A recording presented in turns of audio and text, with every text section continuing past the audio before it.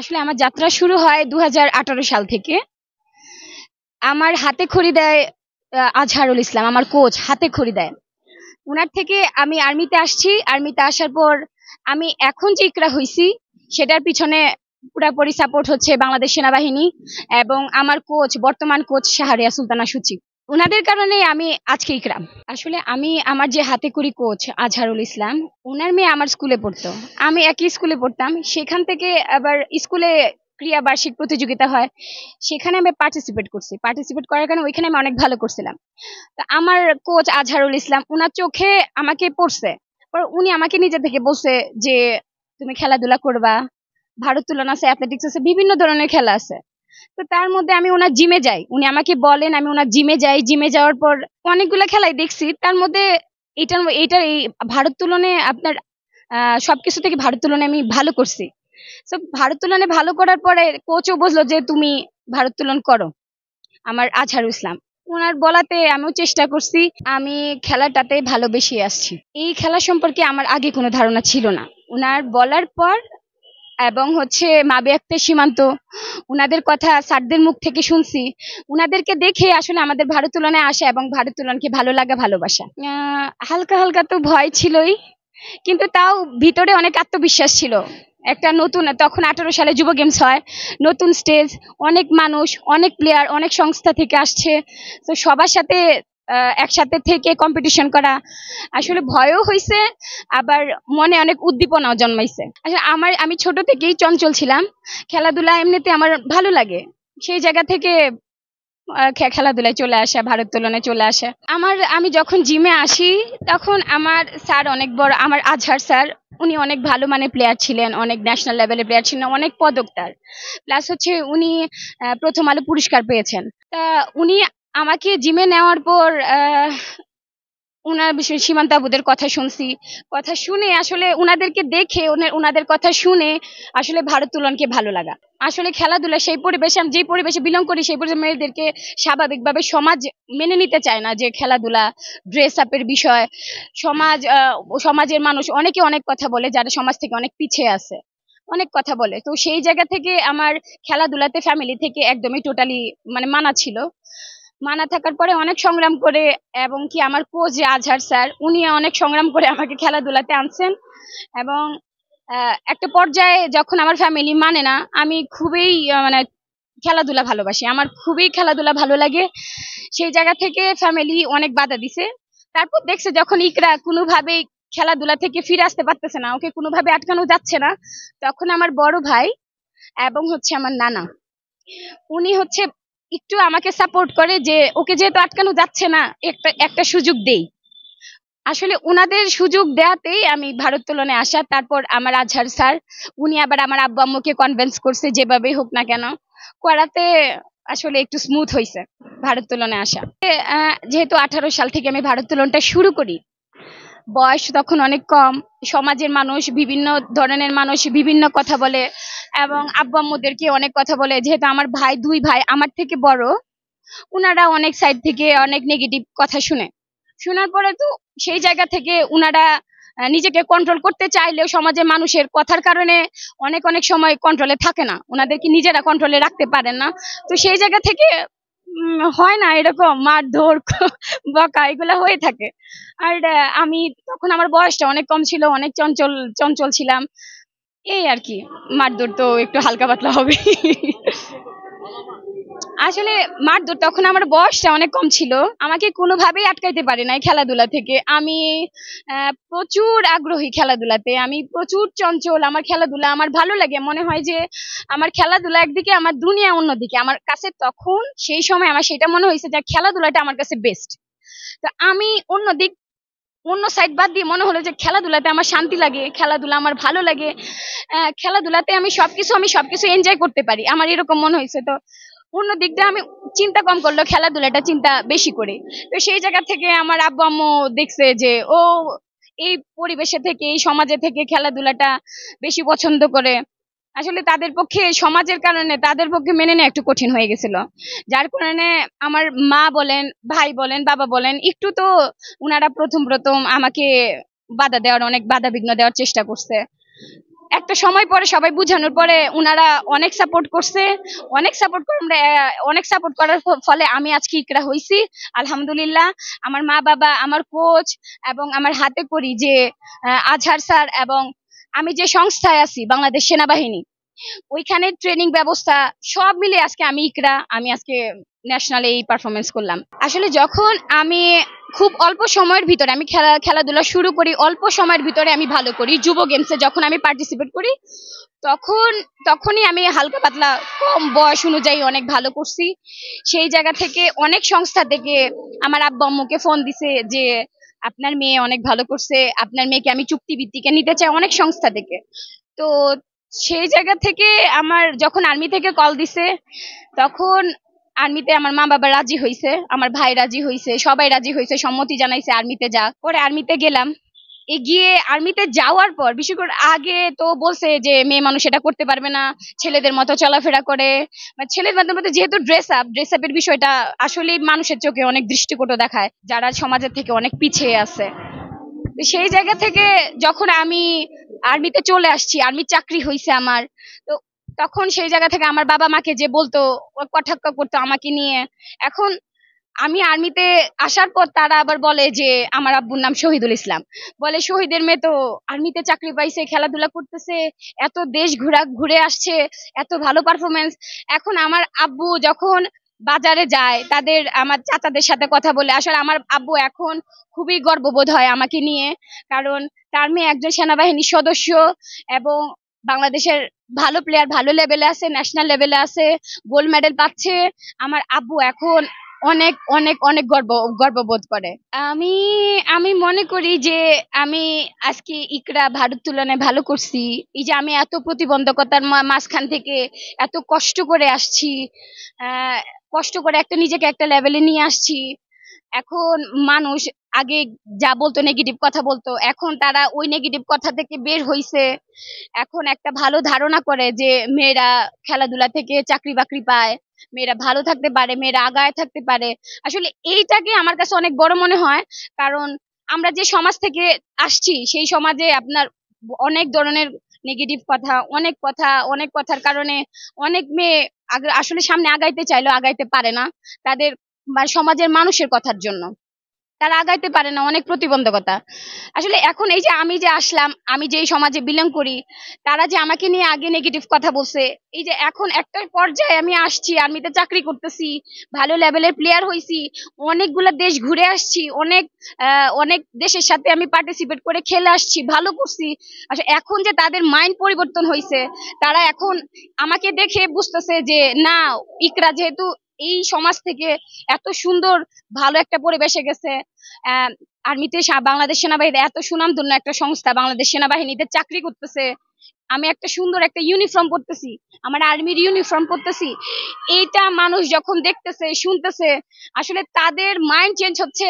তারা বলতেছে যে না, আমাদের মেয়েদেরকেও আমরা দিব।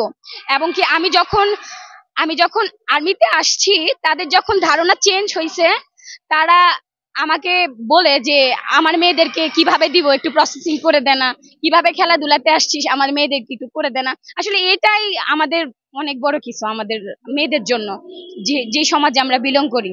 আমি স্কুল লাইফকে ফিল করি, কারণ আমি একটা পর্যায়ে খেলাধুলা করার কারণে স্কুল থেকে অনেকটা পিছাই পড়ছি। এখন এই বয়সে এসে আমার স্কুলের বান্ধবী বলেন, স্কুল বলেন, আমি অনেক মিস করি। কিন্তু সেই জায়গা থেকে এখন ভারোত্তোলনটা এমন ভাবে ভিতরে রক্তের সাথে মিশে গেছে যে, এবং ভারোত্তোলন থেকে এতগুলা দেশ ঘুরতেছি, ন্যাশনাল লেভেলে ভালো একটা পারফরমেন্স দিচ্ছি, আমাকে সবাই ভালোবাসতেছে, ভালো জানতেছে, কষ্ট করতেছি, আমাকে এটাই আমার ভিতরে অনেক আনন্দ দিচ্ছে, আমি অনেক উপভোগ করতেছি। এটা আমার কাছে এটা অনেক বেস্ট মনে হয়, কারণ সবার ভালোবাসা আমি এখন পাচ্ছি, সবাই আমাকে দেখতেছে, চিনতেছে, চিনে আমার প্রতি একটা ভালো ধারণা দেখাচ্ছে। মানে এটা আমার কাছে অনেক বড় কিছু মনে হয়, এটা আমার ভালো লাগতেছে। আসলে আমি বাংলাদেশ সেনাবাহিনীর একজন সদস্য, আমি অনেক অনেক প্রাউড যে আমি একজন বাংলাদেশ সেনাবাহিনীর সদস্য। আমার গায়ে এই পরিবেশ থেকে, আমার গায়ে যখন আমি ইউনিফর্মটা ধরি, আমার মনে হয় যে আমার দুনিয়া অনেক বড় হয়ে গেছে, আমার রক্ত মনে হয় গরম হয়ে যায়। আসলে আমি আর্মিতে আসছি পরে, আমি যখন শরীরে ইউনিফর্মটা পরি, আমার ভিতরে যে আমি ইকরা, আমার মনে হয় আরো আমার ভিতরে মনে হয় আত্মবিশ্বাস বলেন, মানে কনফিডেন্স বলেন, আমার সব বেড়ে যায়। সেই জায়গা থেকে আমি বলবো যে আমাকে যখন আশেপাশের মানুষরা দেখছে যে আমি ইউনিফর্ম পরি, আসলে মানুষের একটা স্বপ্ন আর বাংলাদেশ সেনাবাহিনীতে চাকরি পাওয়া। আমি আরো মেয়ে মানুষ, খেলাধুলা থেকে বাংলাদেশ সেনাবাহিনী থেকে আসছি, যখন দেখে যে আমি ইউনিফর্ম পরছি, তখন ওদের দেখে ওদের তাকানোতে আমার ভিতরে শান্তি পায় যে কি একটা সমাজে আমি ছিলাম, ওনারা কিভাবে আমাকে জাজ করতো, আমার আব্বু আম্মুকে অনেক নেগেটিভ কথা বলতো। এখন ইউনিফর্মটা পরার পরে ওনারা যখন আমাকে দেখে বা দেখছে, তারা নিজের ভুলটা বুঝতে পারে যে আসলে আমরা ওদেরকে নিয়ে এরকম কথাবার্তা, এগুলো নেগেটিভ কথাবার্তা বলা আমার উচিত হয় না। ওরা অনুতপ্ত। এখন আমরা যে সমাজে বিলং করি, এই সমাজে অনেক মানুষ অনেকে অনেক নেগেটিভ কথা বলবে, অনেক কথাই বলবে। আসলে আমরা মেয়ে মানুষ, আমরা অনেক কিছু করতে পারি। কি হয়, সমাজের কারণে, মানুষের কথার কারণে আমরা মানে বাজে একটা পরিস্থিতির কারণে আমরা আগাইতে যেও আগাইতে পারি না। আমি বলবো, আমি যে সমাজ থেকে আসছি, যে ফাইট করে আসছি, আমি বলবো প্রতিটা ঘরে প্রতিটা মেয়েকে, ছেলে বলেন মেয়ে বলেন, সবাইকে একটা সুযোগ দেওয়া উচিত। সুযোগ দিয়ে তাদেরকে, তাদের প্রতি একটা আত্মবিশ্বাস করানো উচিত। যে যে কোনো খেলাধুলা হোক, পড়ালেখা হোক, যে কোনো কাজে তাদেরকে উৎসাহ দেওয়া উচিত। প্রথম ন্যাশনাল করছি, আমার অনেক সিনিয়র ছিলেন, উনি এখন ভারোত্তোলনে নাই, ফুলো আপু ছিলেন, ফুলপতি চাকমাজি, সরি, উনি ছিলেন। তো উনার সাথে এত বড় লেভেলে একটা প্লেয়ারের সাথে আমি নতুন নতুন খেলছি, সেখানে আমি অনেক ভালো করছি, আমি নতুন একটা রেকর্ড করছি। আমার মানে ভিতরে যে আনন্দ, আমার অনেক আনন্দ পাইছি। কারণ একটা পর্যায় থেকে আমরা যেহেতু আসছি, একটা লেভেলে আসছি, আসলে আমার আনন্দের কথা আমি বুঝাই বলতে পারবো না। আর আমার এই যে আমি রেকর্ড করতেছি, এই যে আমি ইকরা হইছি, সবকিছুর মূলে আমি বলবো শাহরিয়া সুলতানা সূচি। উনার কারণে আমার আজকে এই যাত্রা, এত এই যে আজকে ইকরা হওয়া। সীমান্ত আপুদেরকে দেখে আসলে ভারোত্তোলনে আসা, তাদের থেকে অনুপ্রেরণা পাওয়া, তাদের থেকে খেলাধুলাকে ভালো লাগা, ভালোবাসা। উনারা যে কষ্ট করছে, উনারা সে অ্যাচিভমেন্ট অনেক করছে, মাশাআল্লাহ, আলহামদুলিল্লাহ। আসলে হয় না, আরো তো মানুষের ভিতরে উনাদের থেকে আরো অনুপ্রেরণা বাড়ে। তো এখন ন্যাশনাল লেভেলে আমি গোল্ড মেডেল পাই। আমি বার্মিংহামেও খেলে আসছি কমনওয়েলথ গেমস। এখন আমার টার্গেট বলতে পারেন, আমার টার্গেট এখন সাউথ এশিয়ান গেমসে গোল্ড মেডেল পাওয়া। এটা হচ্ছে আমার মেইন ফোকাস, যেহেতু এটা জানুয়ারি মাসে খেলা হবে। আমার এটা খুবই শখ ছিল, কারণ 19 সালে আমি সাউথ এশিয়ান গেমসের ক্যাম্পে ছিলাম। সেখান থেকে আমি তখন নতুন নতুন আসি, আমি উদীয়মান হিসেবে ভালো ছিলাম, আমাকে ক্যাম্পে নিছিল। কিন্তু আবার যারা ফার্স্ট ছিল তারাই তো সাউথ এশিয়ান গেমসে খেলতে যাবে। সেই জায়গায় আমি 3 মাস ক্যাম্প করি, করার পর যখন আমি বের হয়ে যাই, আমার মনে হালকা একটু কষ্টও লাগছিল। আবার এটার থেকে আমি যে দনিছি যে আমি এই বছরে আমি সাউথ এশিয়ান গেমসে খেলতে পারি নাই, যাইতে পারি নাই, আমি বের হইছি। আমি পরের বছর যখন আবার সাউথ এশিয়ান গেমস হবে, আমি সেইখানে ফার্স্ট প্লেয়ার হয়ে ঢুকবো এবং নিজেকে এমন জায়গায় নিয়ে যাব যে আমার কথা আমাকে মনে রাখতে বাধ্য হবে ফেডারেশন। আমি নিজেকে এমন পারফরমেন্সের লেভেলে নিয়ে যাব। আসলে উনি উনার জায়গা থেকে, আপুর জায়গা থেকে বেস্ট। ভারোত্তোলনে উনি অনেক দিছে, অনেক করছে, উনি বেস্ট। আসলে উনার তুলনা আমি করব না, উনার তুলনা করব না। উনি উনার জায়গা থেকে অনেক ভালো, অনেক বেস্ট। উনাদের থেকে আমরা আশা, আমি চেষ্টা করব উনার মতো করে আমার নিজেকে, আমার মতো করে একটা পজিশন তৈরি করা। থার্ড ইকরা হচ্ছে বলতে গেলে উনারা দেশের জন্য অনেক করছে। এই যে উনারা যে বাংলাদেশকে যেভাবে প্রেজেন্ট করছে, ভারোত্তোলনকে যেভাবে প্রেজেন্ট করছে, আসলে আমার জায়গা থেকে উনাদের মতো করে আমিও চেষ্টা করতেছি যে উনাদের প্রেজেন্ট করার মাধ্যমে উনাদের নিজেদের পরিচিতি বা যেরকম বাড়ছে, আর উনাদেরকে দেখে আমিও চিন্তা করি যে ভারোত্তোলনে উনারা যেহেতু করতে পারছে, আমারও একটা জায়গা তৈরি করি, আমার একটা স্থান তৈরি করি। উনারা যেহেতু পারছে, আমি ইকরাও পারবো। আসলে আমরা তো খেলাধুলা করি, নিজের আত্মবিশ্বাস, নিজের কনফিডেন্স, নিজের পরিশ্রম, তারপরেও আমরা মুসলিম ধর্মে বিলং করি।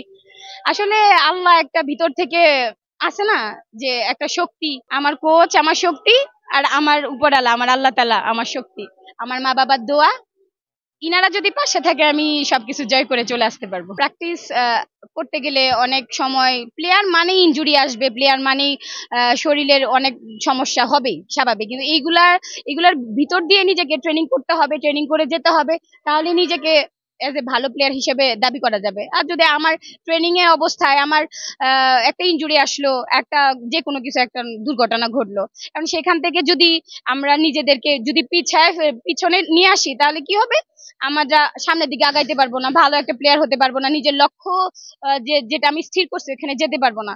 আসলে খেলোয়াড়ের জীবনে এইগুলা কিছু ছোট ছোট দুর্ঘটনা আসবে, এগুলাকে মোকাবেলা করেই আমাদেরকে সামনের দিকে এগিয়ে যেতে হবে। আমি এখন বাংলাদেশ সেনাবাহিনীতে আছি, এবং বাংলাদেশ সেনাবাহিনীতে আমাদেরকে যথেষ্ট পরিমাণ সাপোর্ট দিচ্ছেন আমাদের বড় বড় স্যারেরা আছেন। আমাদের সেনাবাহিনী থেকে প্রচুর সাপোর্ট দিচ্ছে, উনাদের সাধ্য মতো আমাদেরকে সাপোর্ট দিচ্ছে। আপনার ওয়েট বলেন, বারবেল বলেন, সব দিক দিয়ে উনারা সর্বোচ্চ পরিমাণ চেষ্টা করতেছে। প্লাস হচ্ছে আমাদের ফেডারেশন থেকে সর্বোচ্চ সাপোর্ট দিচ্ছে, যতটুকু উনাদের পক্ষে সম্ভব আমাদেরকে এতটুকুনি দিচ্ছে। তো এই এই এর মধ্যে আমাদেরকে নিজেদেরকে তৈরি করতে হবে, কিছু করার নাই, যা আছে তা নিয়ে নিজেদেরকে তৈরি করতে হবে। ফ্যাসিলিটিস ভালো বলতে গেলে উনারা আমাদের থেকে অনেক সিনিয়র, আমাদের থেকে অনেক অভিজ্ঞ, আমাদের থেকে অনেক কিছু জানেন, যেহেতু অনেক বছর ধরে উনারা খেলাধুলা করতেছেন। আমরা তো কিছুদিন হয়েছে আমরা খেলাধুলাতে আসছি, আসলে উনাদের মতো আমাদের অভিজ্ঞতা নাই। এবং হচ্ছে আমি এত সুন্দর একটা সংস্থায় আছি বাংলাদেশ সেনাবাহিনীতে, উনারা আমাদেরকে যথেষ্ট পরিমাণ সাপোর্ট দিচ্ছেন, এবং তার সাথে সাথে ফেডারেশনও সাপোর্ট দিচ্ছেন। আমি বলবো না যে ওনারা সাপোর্ট দিচ্ছেন না, ওনারাও সাপোর্ট দিচ্ছেন, মানে যৌথভাবে বাংলাদেশ সেনাবাহিনীও দিচ্ছেন এবং ফেডারেশনও দিচ্ছেন। ঝুঁকিপূর্ণ, আমি মনে করি সব খেলাধুলাতেই ঝুঁকি আছে। ভারত তুলনায় ইনজুরি হওয়ার সম্ভাবনা আসলে সবকিছু টেকনিকের উপর ডিপেন্ড করে, এবং টেকনিক খারাপ হলে হয় একটু হালকা পাতলা দুর্ঘটনা, যেহেতু অনেক ওয়েট উঠানো হয়। আসলে এটা মানুষ যখন স্বাভাবিক চোখে দেখে, মানে আমরা খেলোয়াড় বাদে যখন স্বাভাবিক মানুষরা দেখে, সাধারণ মানুষরা দেখে, তারা মানে আশ্চর্য হয়ে যায়। মেয়ে বলেন ছেলে বলেন, এত ওয়েট কিভাবে ক্যারি করে, এত ওয়েট কিভাবে উঠায়, আসলে তাদের ভিতরে অনেক কিউরিওসিটি জানার। সেই জায়গা থেকে মানে আচ্ছা, ভারত তুলনায় ইনজুরি হওয়ার সম্ভাবনা আছে, থাকবেই, প্লেয়ার মানে ইনজুরি আসবেই। আপনার যেহেতু অনেক ওয়েট ওঠায়, রিস্টে হবে, কোনোইতে হবে, শোল্ডারে হবে, কোমরে হবে, হাঁটুতে হবে, এইগুলা হতেই থাকবে।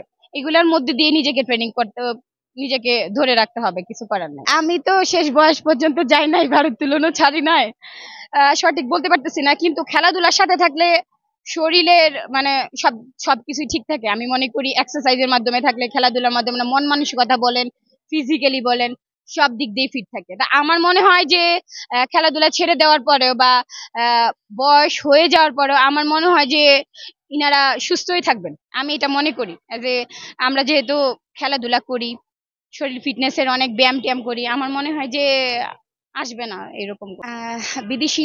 বিদেশি কোচের কথা বললে আমি বলবো আমার হাতে করি আজহার স্যার, পরবর্তীতে আমার কোচ হচ্ছেন সাহারিয়া সুলতানা সূচি। তার উপর আমি মানে অনেক অনেক নির্ভরশীল, কারণ আমি ওনার প্রতি আস্থা পাই, উনি আমার প্রতি আস্থা পায়, এবং উনি আমার মানে বলতে পারেন যে পছন্দের কোচ। আসলে উনি আমাদেরকে যেভাবে ট্রেনিং করায়, সেই ট্রেনিং এ আসলে আমার ভিতরে স্যাটিসফ্যাকশন আসে। উনাকে আসলে আমাদের দেশের মানুষকে দিয়ে অনেক কিছু করা যায়। উদাহরণস্বরূপ আমার কোচ সাহারিয়া সুলতানা সূচি, উনার কথা আমি বলবো, মানে কি বলবো, অতুলনীয়। উনি আমার কোচ, উনার কথা আমি আর কিছুই বলতে চাই না, উনি সবকিছুতে পারফেক্ট।